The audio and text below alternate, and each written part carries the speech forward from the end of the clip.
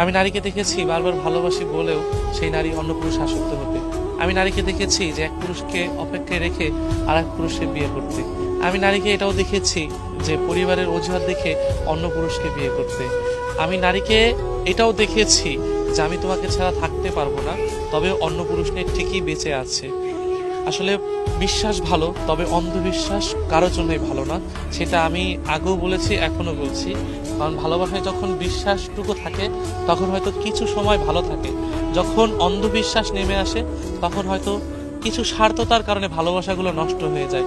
সমাজে এমন অনেক ভালোবাসা আছে, অনেক কিছু হয়েছে যেটা কিনা শেষ পর্যন্ত পরিবারের অজুহাত দেখিয়ে ভালোবাসাগুলো ছেড়ে চলে গিয়েছে। তবে কি জানেন যে এই যে সত্যিকারের ভালোবাসাগুলো মানুষগুলো ঠকে যাচ্ছে, সত্যিকারের ভালোবাসা দেখে আপনি যাকে বারবার বলছেন যে আমি তাকে ছাড়া ভালো থাকতে পারবো না, পরিবারের অজুহাত দেখে আপনি যখন সেই মানুষটাকে ছেড়ে চলে গিয়েছেন, একবারও কি ভেবে দেখেছেন যে আমি যখন এই মানুষটাকে ছেড়ে চলে যাব, এই মানুষটা আমার ভালোবাসার অভাবে কি নিয়ে বেঁচে থাকবে?